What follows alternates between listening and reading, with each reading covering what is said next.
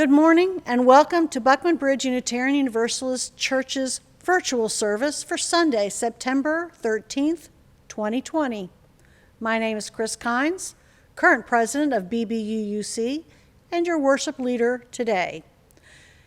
As we persevere through the COVID-19 pandemic, it's even more important than ever to stay connected and aware of what's going on through our congregation's virtual platform. I invite you to check out the calendar of classes and events at bbuuc.org. And for more information about our faith, the UUA website is an excellent resource. The opening reading today is by Eric Greitens, a retired Navy SEAL and author of a book titled Resiliency. In it, he says, quote, "Life's reality is that we cannot bounce back. We cannot bounce back because we cannot go back in time to be the people we used to be. The parent who loses a child never bounces back. The 19-year-old who sails for war is gone forever, even if he returns.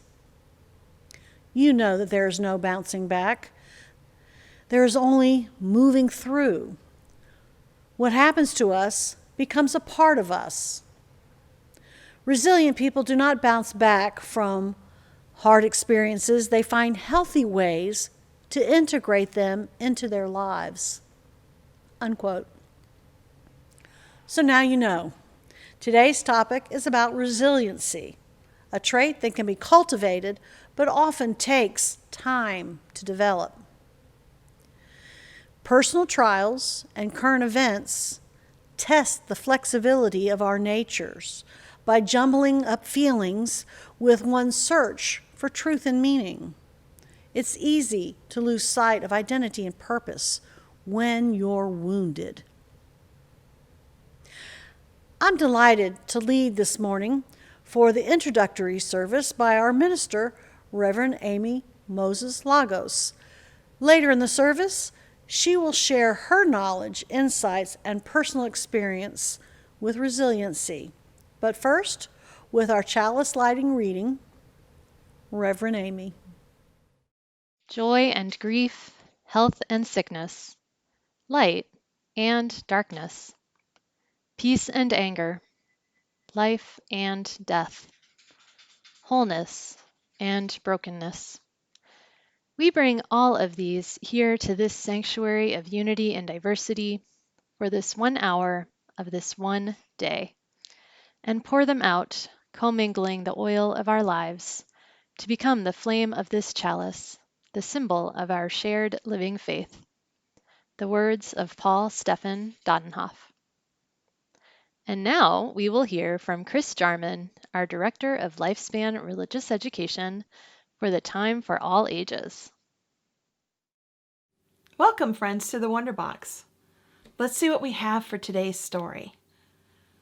A potato, an egg, and some coffee beans. I wonder, what do these have to do with our story today? I do know a parable that has all of these in it. It's actually called Potatoes, Eggs, and Coffee Beans. Remember, a parable is a story that shares a spiritual or moral lesson. It is a wisdom from the world's religions which inspires us in our ethical and spiritual lives.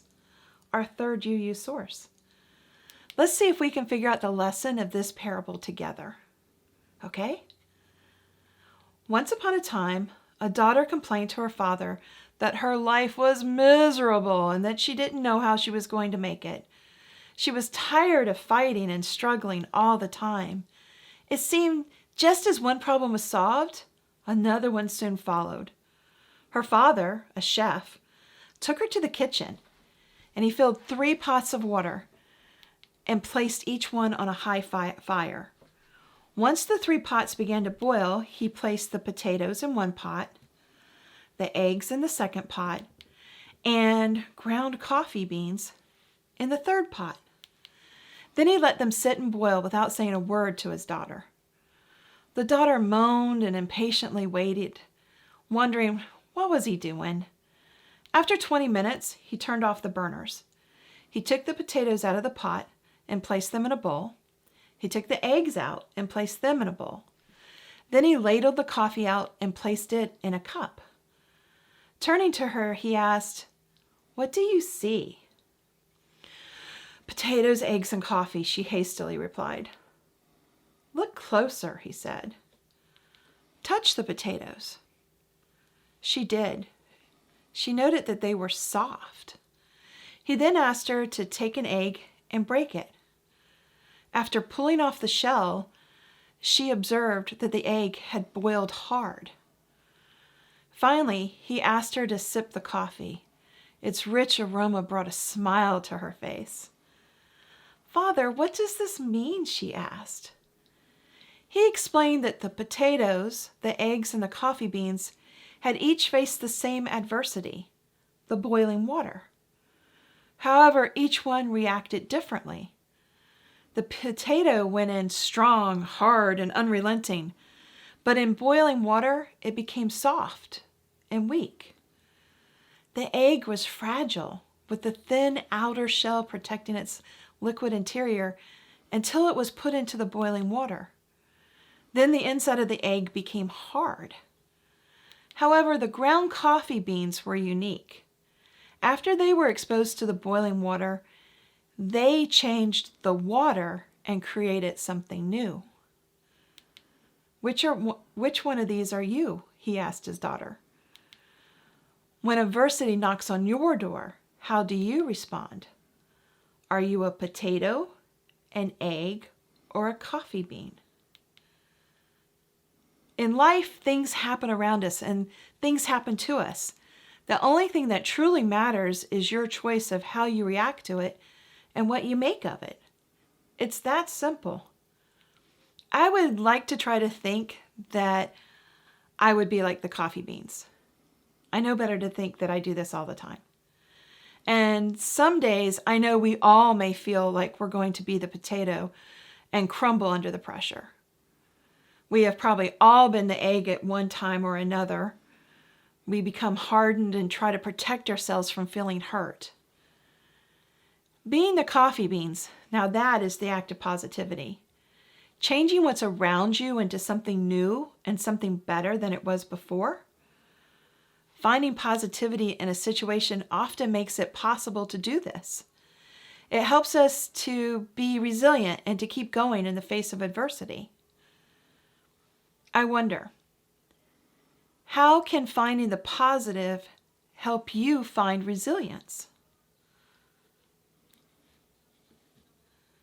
And with this, our story is told. Until the next time. Thank you, Kris. We've arrived at this special time in our service set aside for the sharing of personal joys and concerns. These candles are lit with the intention that a joy shared is multiplied and a sorrow shared is eased. We light a candle of joy for our first worship service with Reverend Amy Moses Lagos as our new minister. We light a candle of joy and a huge happy birthday for all of our members who celebrate birthdays in the coming week, beginning with David C. His birthday is tomorrow, the 14th. Ellen M. is on the 17th. Rich T. and Chris J. share birthdays on the 18th. And David S. and Bob W. share their birthdays on the 19th. May all of you enjoy your special days.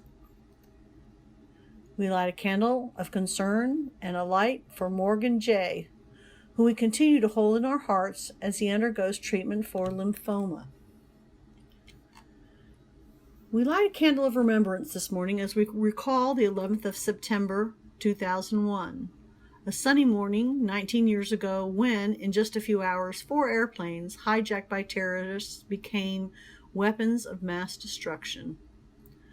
We remember the shock and disbelief that gripped our country and the world. It was a day that is painful to remember, but impossible to forget.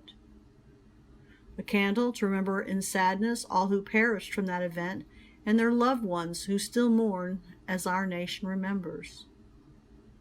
A candle to recall with gratitude all of the goodness ordinary people displayed as helpers, consolers, and heroes on that day and the years that followed. A candle for all who continue to raise their voice against fanaticism, racism, religious intolerance, terror, and hatred in all its forms. A candle of hope for humankind, for we are a resilient lot as we continue to strive to create a future in which all people can live without fear, in freedom and in peace. This final candle of hope is for all of the joys and concerns that remain unspoken among us that need a quiet prayer and a moment of contemplation.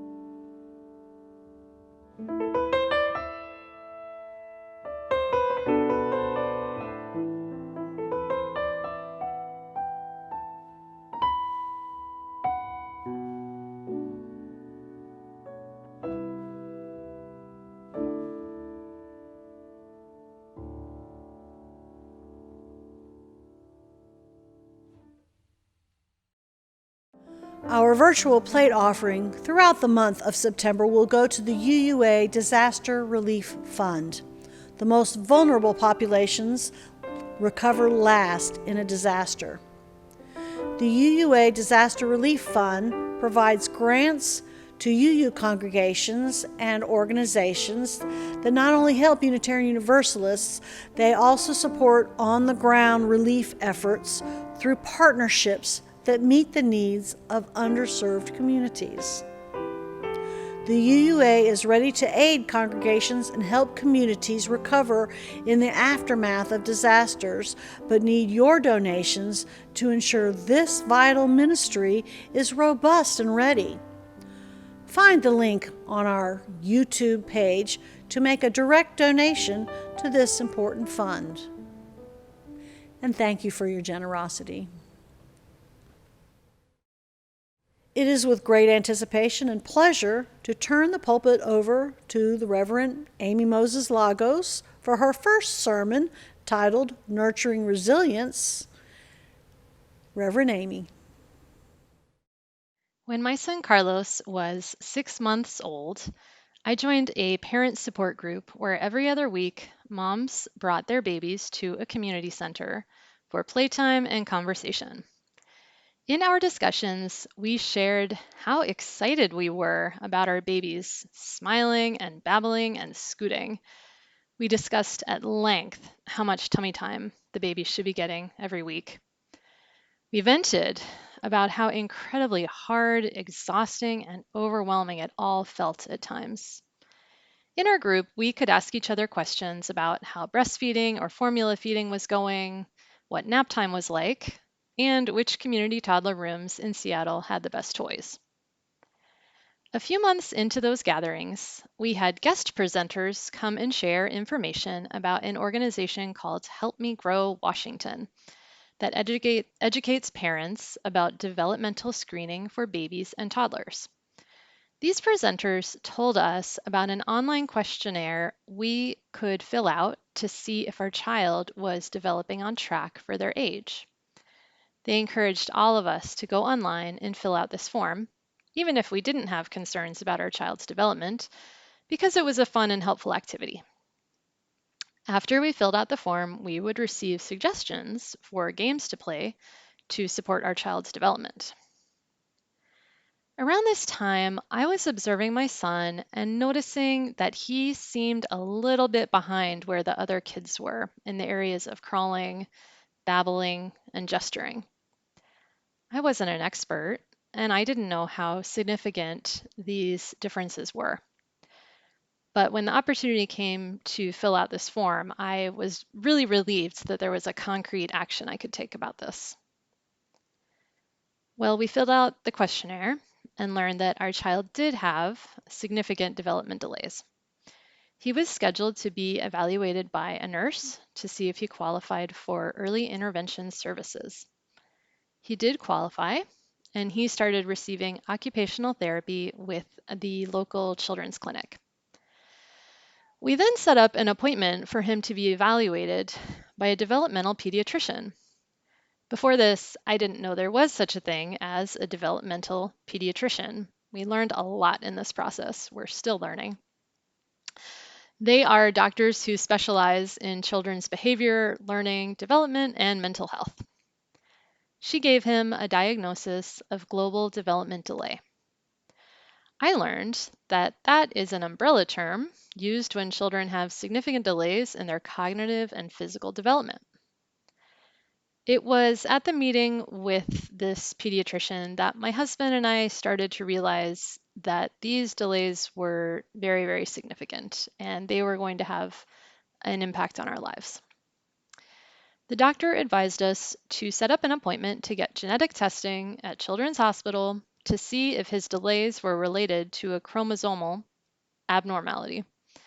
So we had our child's blood tested and waited for the results. We learned that our child has the rare genetic condition Phelan-McDermid syndrome, also known as 22q13 deletion syndrome. We had never heard of this syndrome before and generally knew almost nothing about the world of rare genetic conditions and diseases. So we started researching. We soon found an active Facebook group for parents of people with Phelan-McDermid syndrome. We got a lot of information there. Some of what we learned felt really scary at the time. We learned that our son would have profound cognitive and physical disabilities throughout his life. We learned he would need support for his daily activities throughout his life.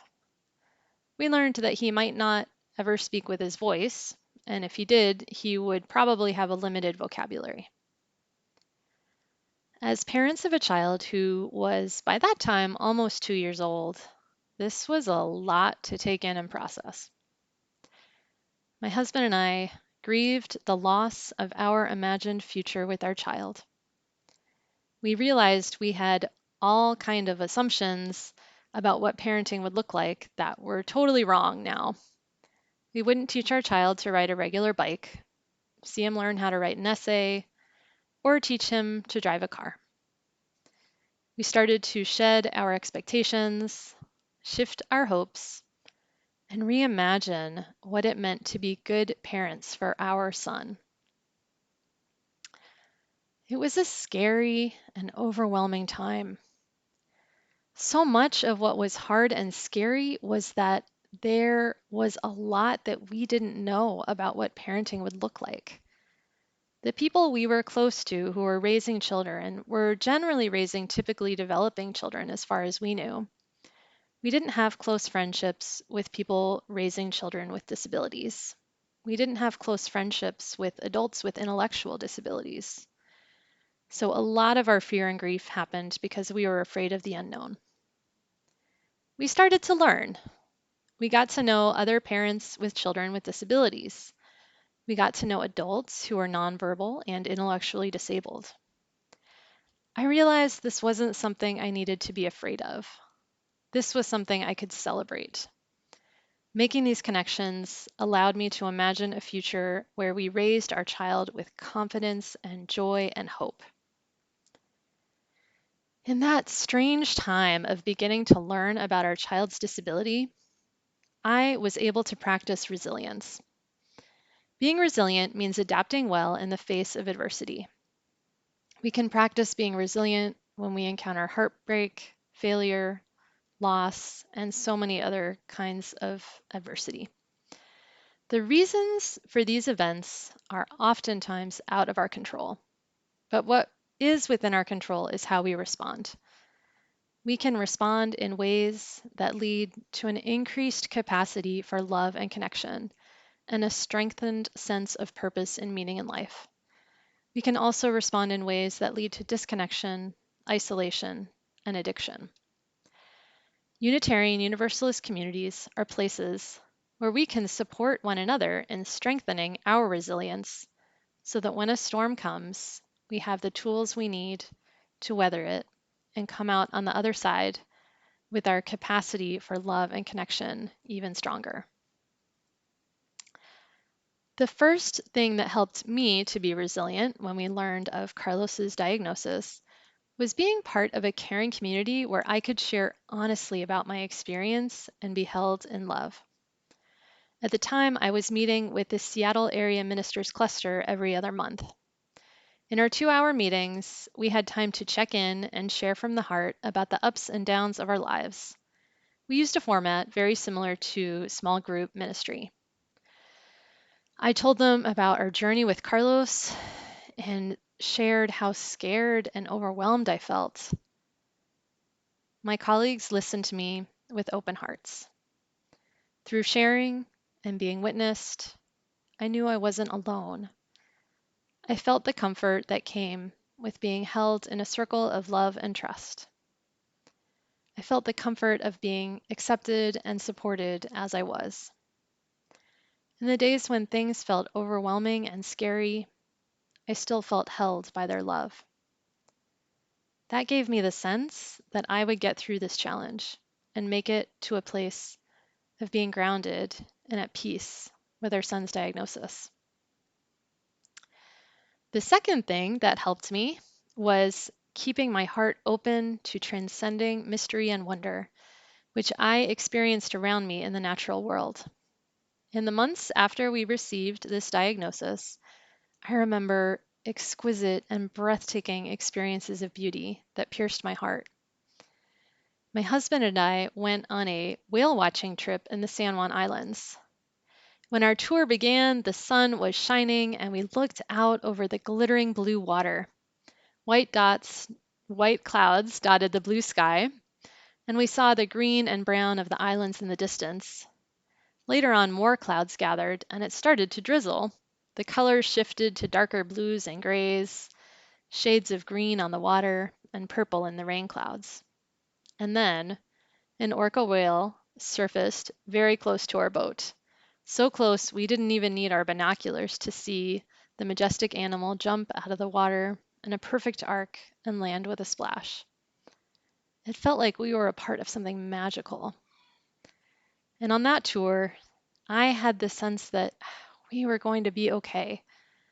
We are going to experience so much love and joy as a family, and we will find our way on this new path. I felt myself moving towards wholeness. The awe and wonder of that moment helped me shift into my new reality as a parent. The third thing that helped me was practicing gratitude for what I had. Even as the doctors were telling us the problems with my son's development, my husband and I focused on what our child could do. We have a beautiful, adorable child who is so sweet and playful and funny. Carlos finds so much joy in simply moving around in the world. When he learned to walk, he wanted to walk all the time and smiled and laughed when he did. He found wonder and delight in the world around him, and he helps us experience that same wonder and delight. We focused our energy and attention on the things that we had that we could celebrate, rather than on the things that we were lacking. Focusing on the positive led us to experience more joy in that time, even when things were hard. Over time, I did find peace and acceptance with our new reality. I came to appreciate and celebrate who Carlos is and all the wonderful things he can do, rather than focusing on what he can't do. I came into a new understanding of my role and purpose as a parent. My role is to help my child live the most meaningful and fulfilling life he can possibly live. It is to advocate for him and to help him develop to the best of his potential, even though I don't know what that's going to look like. My role is to help him be fully included in community activities. Already, we have seen him learn to ride an adaptive tricycle, climb like a monkey at the playground, and communicate with us in his own way when he wants to snuggle and look at a book together. Being resilient has helped me come to parent my child with a sense of confidence, commitment, and joy. In this time of uncertainty and anxiety that we are all experiencing as a result of the COVID-19 pandemic, I hope that you can find practices that strengthen your resilience. I hope you can reach out to one another for support and connection as we get through this storm together. As Unitarian Universalists, we are committed to supporting one another through the joys, challenges, and sorrows of our lives. We are committed to building connection and strengthening love. By building loving connections with one another here, we can strengthen our own and others' capacity for resilience. Here we can create spaces where we feel safe being vulnerable with one another, where we can share honestly about our heartbreak, despair, and grief. By being present with one another and listening, we can nurture our resilience. Here we can strengthen our connection to the holy, to the sacred web of interdependence. May we strive to respond to the challenges of our lives in ways that open our hearts to love and increase our capacity for compassion and empathy. May we nurture the resilience in ourselves and others, and may this lead to greater connection, love, and transformation in our lives and our communities. May it be so. Amen.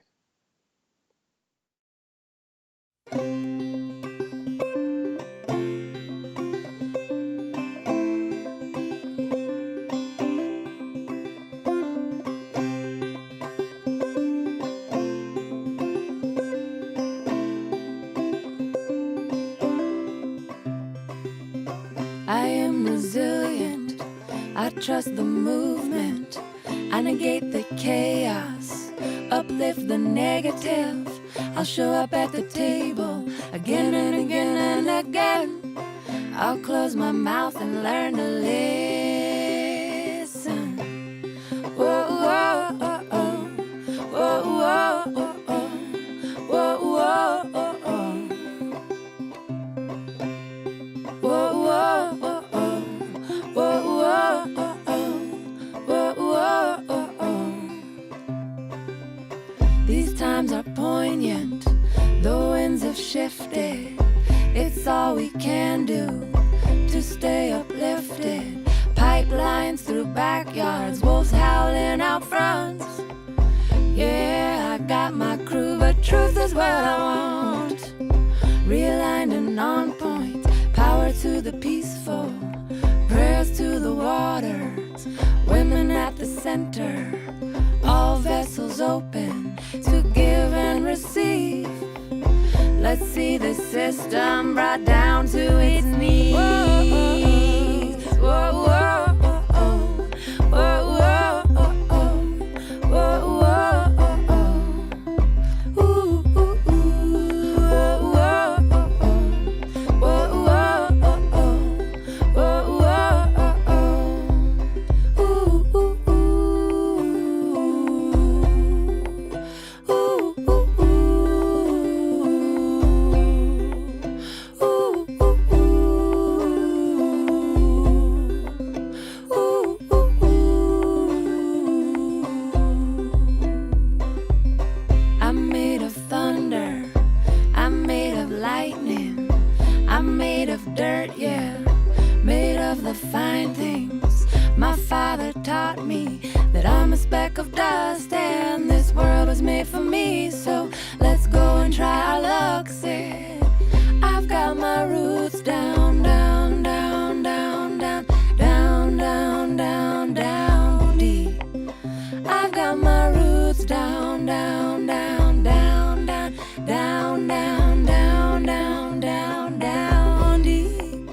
I've got my roots down, down, down deep.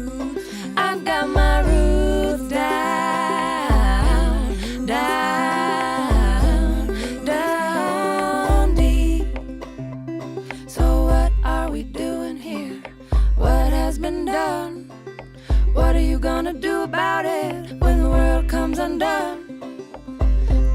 voice feels tiny, and I'm sure so does yours.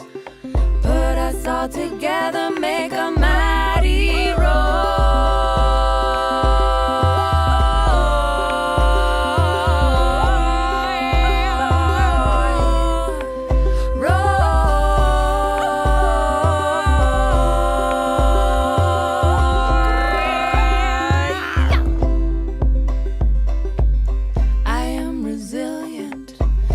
trust the movement.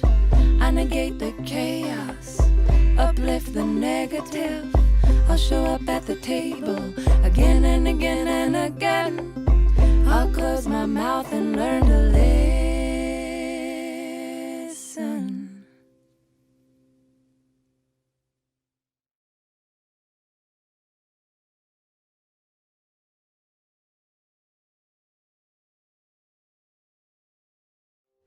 As we conclude today's service and extinguish the chalice, I leave you with today's benediction by Maureen Killeran. No matter how weak or how frightened we may feel, each of us have gifts that can make a difference in the world. In this coming week, may you do at least one thing to support the broken, to welcome a stranger, to celebrate what's worthy, to do the work of justice and love. Be strong, be connected, each day act, so you may be a little more whole. Until we come together again, I bid you peace. Amen, namaste, and blessed be.